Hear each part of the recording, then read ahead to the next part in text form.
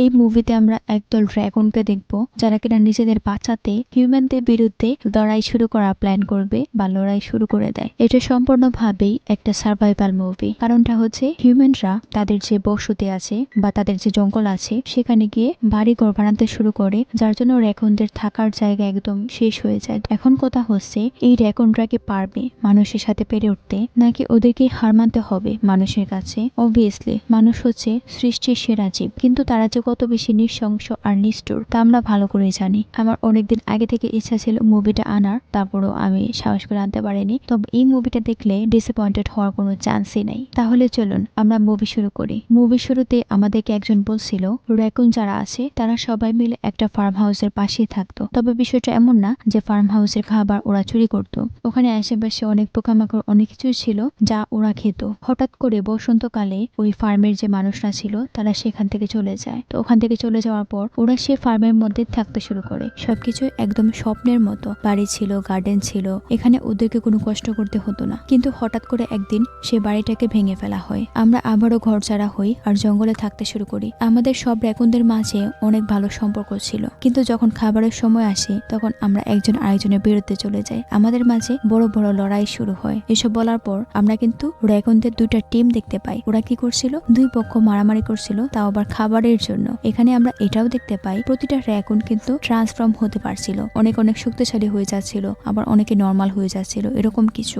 ওদের এই ফাইটের মাঝে কি হয়, ওখানে একজন এল্ডার আসে। এই র্যাকুনটার নাম ছিল ওরুকো। সে হচ্ছে ওদের গ্র্যানি, মানে সব র্যাকুনদের গ্র্যানি হয় সে। ওখানে সে সবাইকে বুঝিয়ে সুঝিয়ে ফাইট করা থামায়। তারপর সে ওদের সবাইকে এটাও দেখায় এখন যে ওরা খাবার নিয়ে ফাইট করছে আর কিছুদিন পর ওরা থাকারও কোনো জায়গা পাবে না। আশেপাশে সবকিছু পুরোপুরি চেঞ্জ হয়ে যাচ্ছে, ওদের জঙ্গল, ওদের পাহাড় সবকিছু শেষ হয়ে যাচ্ছে। এটা দেখে আবার সব র্যাকুন অনেক বেশি ভয় পেয়ে যায় যে সত্যি সত্যি ওদের জঙ্গল সবকিছু ধ্বংস হয়ে যাচ্ছে আর ওখানে মানুষদের বাড়িঘর তৈরি হচ্ছে। এইসব দেখে আবার র্যাকুনদের কাছে মানুষদেরকে দেবতা মনে হয় যারা কিনা অসাধ্যকে সাধন করছে। তারপর কি হয়, এই গুরুত্বপূর্ণ টপিক নিয়ে বড় একটা মিটিং এর আয়োজন হয়, তাও আবার ওদের যে র্যাকুনদের চেয়ারম্যান আছে তাকে নিয়ে। এখানের এই বয়স্ক র্যাকুনটা হচ্ছে এই সকল র্যাকুনদের চেয়ারম্যান। উনি সব র্যাকুনকে বলে নিজেদের মধ্যে ঝামেলা না করে তাদেরকে এখন জঙ্গলের যে ডেভেলপমেন্ট হচ্ছে সেগুলোকে থামাতে হবে, এটা বলে মিটিং শেষ করে দেওয়া হয়। তারপর বয়স্ক সব এল্ডারদের নিয়ে চেয়ারম্যান স্পেশালি একটা মিটিং করে, যেখানে ওরা 5 বছরের একটা পদক্ষেপ নেয়। আর এই 5 বছরের মধ্যে তারা মানুষ সম্পর্কে জানবে বা মানুষের সকল ইনফরমেশন গ্যাদার করবে। এতে করে ওরা ওদের নিজেদেরকে বাঁচাতে পারবে, এমনকি তাদের বসবাসের জায়গাটাকেও বাঁচাতে পারবে। পরে যখন সময় আসে যে না মানুষদের ইনফরমেশন আনতে হবে, তখন কেউই যেতে চায় না, যার জন্য সবাই ঘুমের বাহানা দেয়। তখন আবার এই গ্র্যানি র্যাকুন ওদের সবাইকে খাবার দেয়। খাবারের লোভে ওরা সবাই রাজি হয়ে যায়। পরে ওরা মানুষদের ফেলে আসা জায়গা থেকে একটা টিভি নিয়ে আসে, কারণ ওদের কাছে মনে হয় এই টিভির মাধ্যমে ওরা মানুষদের ব্যাপারে সকল ইনফরমেশন পেয়ে যাবে। কিন্তু কাহিনী সব উল্টো হয়ে যায়। ওরা যখন টিভি আনে তখন কি হয়, সকল র্যাকুনরা মানে ছোট ছোট র্যাকুনরা তারা টিভির মাধ্যমে বিভিন্ন শো দেখতে শুরু করে। আস্তে আস্তে চেয়ারম্যানের বাড়ি হয়ে যায় পাবলিক প্লেস। এদিকে আবার সেই গ্র্যানি কিছু র্যাকুনদেরকে নিয়ে মিটিং করে যে ওদেরকে এখন মানুষে ট্রান্সফর্ম হতে হবে। সব র্যাকুনরা ভাবে সেটা হয়তো সম্ভব না। তখন আবার গ্র্যানি নিজেকে পরিবর্তন করে দেখায় যে এটাও সম্ভব। তাকে দেখে আবার বাকিরা অনেক বেশি উৎসাহিত হয় আর নিজেরাও চেষ্টা করে নিজেদেরকে পরিবর্তন করার জন্য। আস্তে আস্তে ওদের ট্রেনিং শুরু হয়। ট্রেনিং এর পাশাপাশি ওরা মানুষের উপর নজরও রাখছিল যে মানুষরা কি করে না করে, মানে ওদের ব্যাপারে আরো বেশি ইনফরমেশন গ্যাদার করছিল। এসবের চক্করে আবার নিজেরা বিপদে পড়ে যায়। কোনো রকমে ওরা নিজেদেরকে বাঁচায়। অনেকদিন প্র্যাকটিস করার পর ওরা আস্তে আস্তে মানুষের ট্রান্সফর্ম হতে শুরু করে। তবে এগুলো কিন্তু অনেক বেশি সময়ের জন্য ছিল না, ওরা অল্প সময়ের জন্য ট্রান্সফর্ম হতে পারত। তারপরও ওরা কিন্তু এখানে অনেক বেশি চেষ্টা করছে। ওদেরকে মানুষের কথা বলাও শেখানো হয়। অনেকদিন প্র্যাকটিস করার পর স্প্রিং মানে বসন্তকাল চলে আসে। বসন্তকাল হচ্ছে ভালোবাসার মাস। গ্র্যানি ওরাকো কিন্তু সবাইকে ওয়ার্নিং দিয়েছিল যে ওদেরকে ভালোবাসলে বা ওদের কাছে আসলে চলবে না, ওদেরকে ওদের পপুলেশন কন্ট্রোল করতে হবে। তাদের কথা মতো বাকি সবাই এমনটাই করে। এল্ডার যারা আছে ওরা সবাই ছোট ছোট র্যাকুনদেরকে মানুষের ট্রান্সফর্ম করে হিউম্যানদের শহরে নিয়ে যায়, যাতে করে ওরা মানুষদের সাথে মিশে আরো অনেক কিছু শিখতে পারে। কিন্তু ওখানে যাওয়ার পর অনেক কিছু হয়, যেমন রাস্তা পার হতে সমস্যা হয়, খাবারের স্মেল শুনে র্যাকুন হয়ে যায়। মাঝে মাঝে ওরা যখন হাঁটতে আসে তখন ওদের চোখের নিচে কালো হয়ে যায়। তারপরও কিন্তু ওদেরকে শেখানো হচ্ছিল। আবার অনেক র্যাকুনরা বিভিন্ন কাজ করছিল। আবার এসব কাজ করে তারা 1000 টাকা পারিশ্রমিক দিনে ইনকাম করে। একদিন কি হয়, ঘন্টা নামের যে এই র্যাকুনটা আছে তার যে হোম টাউন আছে সেটাকেও মানুষরা ধ্বংস করে দিয়েছে, যা দেখে সে তো প্রচন্ড রেগে যায় আর সে ওদের হেড হেডকোয়ার্টারে এসে বলে সে মানুষদের বিরুদ্ধে যুদ্ধ ঘোষণা করতে চায়। সিরিয়াসলি সে ভালো করে বুঝতে পারছে যদি এরকমটাই চলতে থাকে তাহলে ওদের অস্তিত্ব বা ওদের যে বসবাসের জায়গা সেই সবকিছু পুরোপুরি ধ্বংস হয়ে যাবে। এখানে কি হয়, অনেকেই ওকে সাপোর্ট করে আবার অনেকেই তাকে সাপোর্ট করে না। তারপর কি হয়, সে সবকিছুকে ধ্বংস করে দেয় যার মাধ্যমে মানুষরা কনস্ট্রাকশনের কাজগুলো করছিল। তবে এই সবকিছু কিন্তু তারা মানুষের ট্রান্সফর্ম হয়ে করছিল। এসবের চক্করে অনেক মানুষ মারা যায়, আবার অনেক ক্ষয়ক্ষতি হয়। এগুলো কিন্তু আবার টিভিতে নিউজ করা হয় যে অনেক মানুষ মারা গেছে, আবার পুরো কনস্ট্রাকশন সাইট ধ্বংস হয়ে গেছে। এসব দেখে র্যাকুনরা অনেক বেশি খুশি হয়, কারণ তাদের যে মিশন সেটা কমপ্লিটলি সাকসেস হয়েছে। ওরা যখন তাদের এই বিজয়কে সেলিব্রেট করতে যাবে তখন ওদের চেয়ারম্যান বলে যে সকল মানুষ ওদের এই যুদ্ধে শহীদ হয়েছে এখন তাদের উচিত তাদের উদ্দেশ্যে 1 মিনিট নীরবতা পালন করা, যার মাধ্যমে তাদেরকে শ্রদ্ধা করা হবে। এই জন্য কি হয়, ওরা সবাই স্যুট বুট পরে রেডি হয়ে যায় নীরবতা পালন করতে, কিন্তু ওরা এটা করতে পারে না। ওরা সবাই হাসতে শুরু করে আর ওদের বিজয়কে সেলিব্রেট করতে শুরু করে। এরই মধ্যে ঘন্টা মানে ওদের যে যোদ্ধা আছে সে ফিরে আসে, তাকে দেখে সবার আনন্দ আরো দ্বিগুণ হয়ে যায়। তখন আবার টিভিতে আবারও নিউজ দেওয়া হয় এই কনস্ট্রাকশনের কাজগুলো চলবে। সবাই চলে যায় দৌড়ে টিভি দেখার জন্য বা নিউজ দেখার জন্য। এই চক্করে আবার ঘন্টা গুরুতরভাবে ইনজিওর হয়ে যায়, মানে সে যুদ্ধ করে এসেছে তখন ইনজিওর হয়নি, কিন্তু অন্যান্য র্যাকুনদের জন্যই তার বডিতে অনেক বেশি ফ্র্যাকচার চলে আসে। পরে তার পুরো বডি ব্যান্ডেজ করা হয়। এখানে র্যাকুনরা বিজয়ী হতে হতেও হেরে গেছে। রাতের বেলায় কিছু র্যাকুন মিলে একটা টক শো দেখে। এই টক শোর মাধ্যমে ওদের মাথায় একটা আইডিয়া আসে, যার জন্য ওরা কি করে, যেখানে যেখানে মানুষরা আসে সেখানে গিয়ে ওরা বিভিন্ন দেবদেবতার মূর্তির মতো হয়ে যায় এমনটা শো করে। আশেপাশে অনেক দেবতা আছে আর ওরা সবাই এরকম গাছপালা বন জঙ্গল কেটে ফেলাতে অনেক বেশি অসন্তুষ্ট হচ্ছে। একসময় কি করে, ওরা বিভিন্ন মানুষকে ভয় দেখাতে শুরু করে। ওদের এরকম কার্যক্রম পুরো শহরে ছড়িয়ে যায়। সব র্যাকুন মিলে যখন ভাবছিল ওদের প্ল্যান সাকসেস হয়ে গেছে, তখন ঘন্টা বলে যে ওদের এরকম কার্যক্রমে ওদের প্ল্যান কখনোই সাকসেস হবে না, ওদেরকে সকল মানুষকে মেরে ফেলতে হবে। তারপরে সিনে আমাদের পরিচয় হয় শোকেশি আর রিও নামের এই কাপলের সাথে। এখানে ওরা দুজন অনেক কিছু নিয়ে কথা বলে, যেমন রিওর যে দাদা আছে তাকে কিছুদিন আগে মানুষরা ধরে ফেলেছে আর তার চামড়া খুলে তাকে খেয়ে ফেলেছে। এখানে শোকেশিও বলে তার দাদা বলেছে মানুষরা অনেক বেশি খারাপ, যার জন্য ওরা দুজনে মিলে প্ল্যান করে মানুষদেরকে আরো বেশি ভয় দেখাবে। তো ওদের প্ল্যান মতো ওরা দুজন দুটি বাচ্চার রূপ নিয়ে চলে যায় কনস্ট্রাকশন ওয়ার্কারদের ওখানে, আর ওখানে গিয়ে ওদেরকে ভয় দেখায়। পরের দিন সকল ওয়ার্কার ওখান থেকে চলে যায়। এটা দেখে তো সব র্যাকুনরা আরো বেশি খুশি হয়, কারণ কনস্ট্রাকশন সাইট পুরোপুরি নীরব হয়ে গেছে, ওখানে কোনো মানুষ নেই। কিন্তু কিছুদিন পরে কি হয়, ওখানে আরো কিছু ওয়ার্কার চলে আসে। এসব দেখে তো সব র্যাকুন অনেক বেশি চিন্তায় পড়ে যায়। তারা আবারও টিভিতে মানুষদের যে অ্যাকশন সেগুলো সম্পর্কে জানতে শুরু করে। টিভিতে একটা টক শোতে ওদের যে প্রেসিডেন্ট আছে সে সবাইকে বলে এই সবকিছুই হলো একটা রুমার্স, কেউ বা কারা চায় তাদের এই কনস্ট্রাকশনকে থামাতে। ওদের সকল প্ল্যান বা মিশন ব্যর্থ হওয়াতে ওরা বুঝতে পারছিল না তাদের পরবর্তী পদক্ষেপ কি হবে। একদিন ওদের এই এলাকাতে নতুন একটা র্যাকুন আসে। সে কানাগাওয়া টাউন থেকে এসেছে। তাদের যে এলাকা আছে বা সেই টাউনে কনস্ট্রাকশনের বিভিন্ন জিনিসপত্র বা ওয়েস্ট যেগুলো আছে সে সবকিছু ওখানে ফেলছে, যাতে করে র্যাকুন আর অন্যান্য জীবজন্তু যারা আছে তারা সবাই অনেক বেশি সাফার করছে। সে এসেছে এই সবকিছুর কারণ কি, এই সবকিছু থেকে শুরু হয়েছে সেই সবকিছু জানতে। এসব জানতে পেরে বাকি সবাইও অনেক বেশি চিন্তায় পড়ে যায়। শুধুমাত্র ওদের টাউন না, অন্যান্য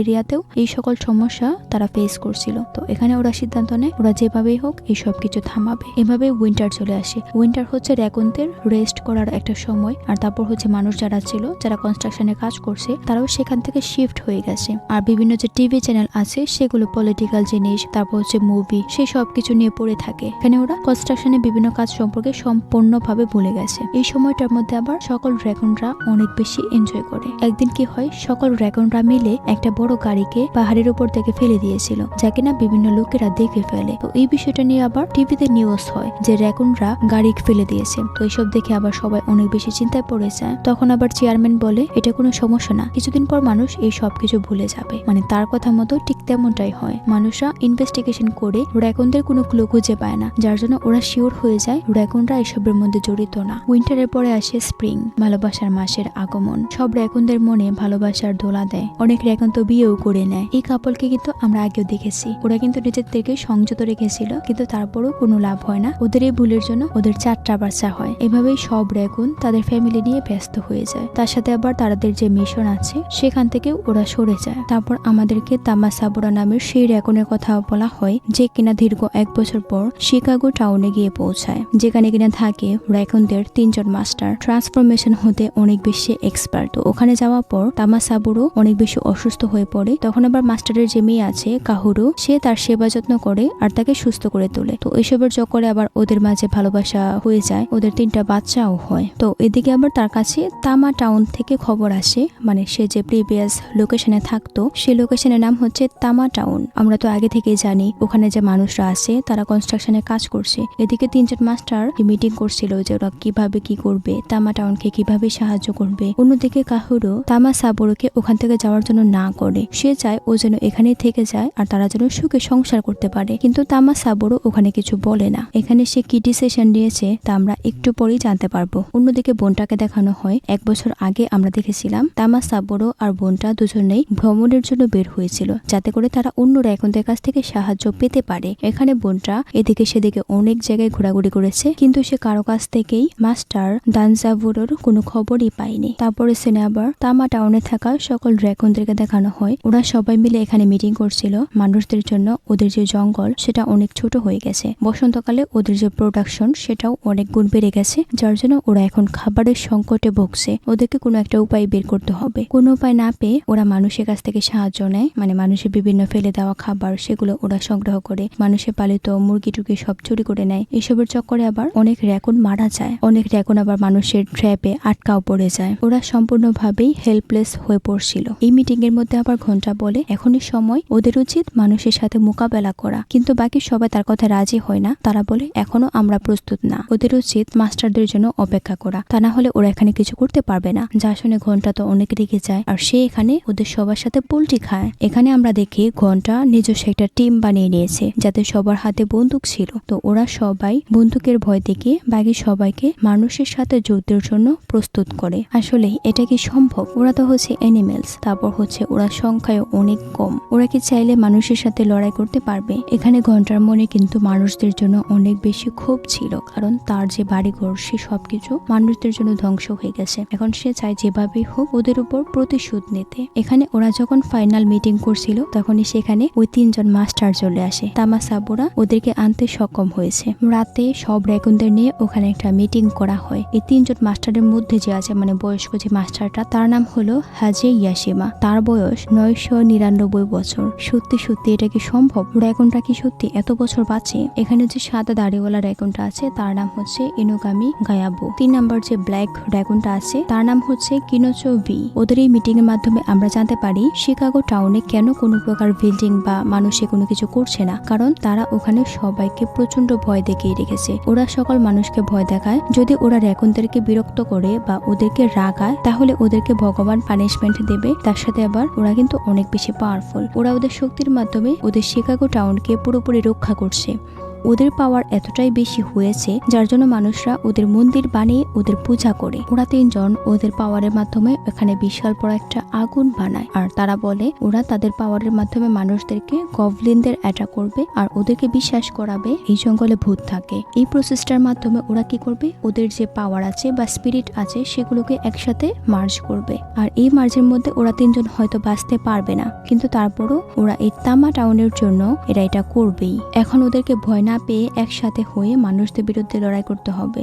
ওদের এই মিটিং শুনে বাকি সবাই তো অনেক বেশি খুশি হয়। ওরা সবাই রাজি হয়ে যায় একসাথে কাজ করার জন্য। সব র্যাকনরা মিলে পরের দিন থেকে তাদের কাজে লেগে যায় আর ওদের এই ট্রান্সফরমেশনের মাধ্যমে মাস্টার হাজির জন্মদিন সেলিব্রেট করে। এখানে আমরা দেখি মাস্টার হাজি সত্যি অনেক বেশি পাওয়ারফুল। সে নর্মাল একটা যুবকে পরিণত হয়েছিল, আবার অন্য একটা র্যাকনকে তার ঘোড়াতে কনভার্ট করেছিল। এভাবে সকল র্যাকন মিলে তাদের ট্রেনিং চালিয়ে যায়। এখানে মূলত সব র্যাকনরা অনেক বেশি পরিশ্রম করছিল। সেই রাতটা খুব জলদি চলে আসে। ওরা সবাই যে প্রস্তুতি নিয়েছিল সেই প্ল্যান মতো ওরা বিভিন্ন রিচুয়াল করতে শুরু করে, যাতে করে সবাইকে বিশ্বাস করাতে পারে যে আশেপাশে বা এই জঙ্গলে ভূত আছে। আর ওদের এই রিচুয়াল গুলা ওখানে থাকা সকল মানুষ নিজের চোখেও দেখতে পায়। এখানে ওদের এই কার্যক্রম দেখে আবার সাধারণ মানুষ যারা আছে তারা মজা পাচ্ছিল। ওদের এই রিচুয়াল শেষ হওয়ার পর থেকে ওরা বিভিন্ন ভাবে মানুষদেরকে ভয় দেখাতে শুরু করে। তো এইসব দেখে আবার মানুষরা অনেক বেশি ভয়ও পাচ্ছিল যে না, এগুলা কি সত্যি সত্যি সম্ভব কিনা। আশেপাশে মানুষদের মধ্যে একটা আতঙ্ক ছড়িয়ে পড়ে। সবকিছু যখন শেষ হয় তখন আমরা দেখি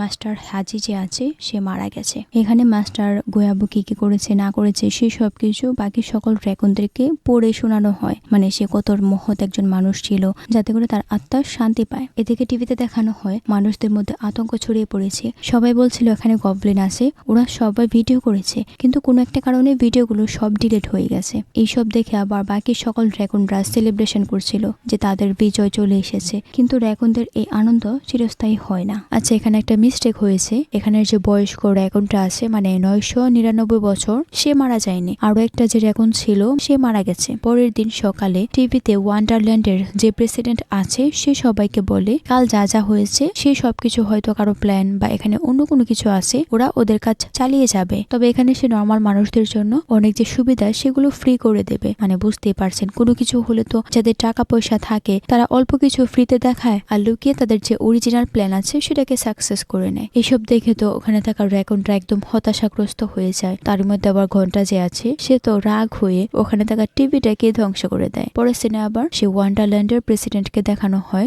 যে কিনা ফোনে বলছিল যত টাকা লাগে সে দেবে, তারপর তাদের যে প্রজেক্ট সেটাকে শেষ করতেই হবে। তো তখন আমরা সেখানে একটা মানুষকেও দেখতে পাই, তার নাম হচ্ছে রিয়তারো। সে এখানে হুট করে ঢুকে গিয়েছিল, যার জন্য প্রেসিডেন্ট অনেক বেশি ভয় পেয়ে যায় যে না সে কোত্থেকে আসলো হ্যান ত্যান। তখনই আবার রিয়তারো তাকে অফার দেয় সে তার সকল সমস্যা শেষ করে দেবে। এটা শুনে তো প্রেসিডেন্ট অনেক বেশি খুশি হয় আর সে তাকে অনেক টাকা দেওয়ার কথা বলে। এখানে রিয়তারো কি বলে বা ওরা এখানে কি প্ল্যান করে তার সম্পর্কে বলা হয়নি, তবে আমরা এই সম্পর্কে একটু পরে জানতে পারবো। তারপর রিয়তারো চলে আসে মাস্টার কিঞ্চোর সাথে দেখা করতে। তো এখানে আমরা জানতে পারি রিয়তারো যে আছে সে হচ্ছে একজন শিয়াল। ড্রাগনদের মতো সেও নিজেকে ট্রান্সফর্ম করতে পারে। মাস্টার কিঞ্চো বলে তুমি এখানে কেন এসেছো সেটা বলো। এখানে রিয়তারো বলে তারা যা কিছু করেছে, মানে যে প্যারেডটা করেছে সেগুলো অনেক বেশি আউটস্ট্যান্ডিং ছিল, তবে সে এখানে তার সাথে কিছু কথা বলতে চায়। তাই সে মাস্টার কিঞ্চোকে নিয়ে একটা বাড়ি চলে আসে যেখানে কিনা অনেক মেয়েরা ছিল। মেয়েরা না বলতে গেলে ওরা সবাই শিয়াল ছিল যারা কিনা মানুষের ট্রান্সফর্ম হতে পারে। এসব দেখে আবার মাস্টার কিঞ্চো অনেক বেশি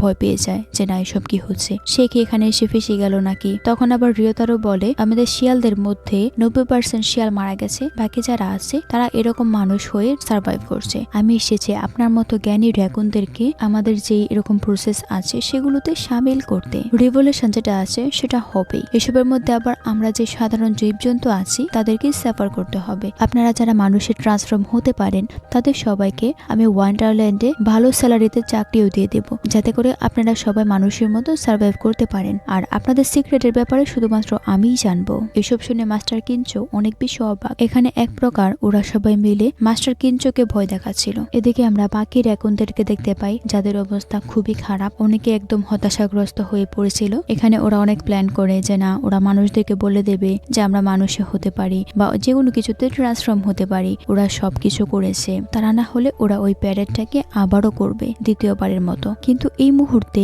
বাকি সব ড্রাগনটা কিন্তু একসাথে ছিল না, ওরা সবাই একদম আশা ছেড়ে দিয়েছে। মাস্টার কিঞ্চো আসে ওদের সবার সাথে দেখা করতে আর ওদের সবাইকে ওয়ান্ডারল্যান্ডে যে চাকরি দিবে সে ব্যাপারে তিনি বলে, যা শুনে তো সবাই অবাক। যারা মানুষ হবে তারা না হয় চাকরি করবে, বাট বাকিরা কি করবে। এদিকে ঘন্টা অনেক বেশি রেগে যায় আর সে তো কোনোভাবেই এটা মানবে না। এই পর্যায়ে কি হয়, ওদের সবার মধ্যে একটা উচ্ছৃঙ্খলা তৈরি হয়। এসব দেখে আবার মাস্টার হাজি চিঠি লিখে পোস্ট বক্সে রেখে দেয় যাতে করে মানুষরা এটা পড়ে তাদের সমস্যার কথা বুঝতে পারে। যেহেতু র্যাকুনরা তাদের আশা হারিয়ে ফেলেছে তাই অনেক র্যাকুন চলে যায় খাবার সংগ্রহ করতে। আবার ঘন্টা যে আছে সে কিন্তু তার টিম নিয়ে এখনো যুদ্ধের জন্য প্রস্তুতি নিয়েই যাচ্ছে, যেভাবেই হোক না কেন সে প্রতিশোধ নেবে। অন্যদিকে মাস্টার হাজি বাকি সবাইকে নিয়ে আবারও প্যারেড করার চেষ্টা করছিল। তার কথা হচ্ছে তারা আবারও সে ভূতের প্ল্যানটাকে কাজে লাগাবে। এরই মধ্যে একদিন তামা সাবুরা যে আছে সে মাস্টার কিঞ্চোকে বলে তাকে তার শিষ্য বানিয়ে নেওয়ার জন্য, আর তারা সেখান থেকে শিকাগোতে চলে যাবে। যা শুনে মাস্টার কিঞ্চো অনেক বেশি অবাক হয় আর সে তাকে বলে তুমি তো এমন র্যাকুন না যে কিনা তোমার সাথীদেরকে ফেলে এখান থেকে চলে যাবে। আমি চাই তুমি এই ফাইটের মধ্যে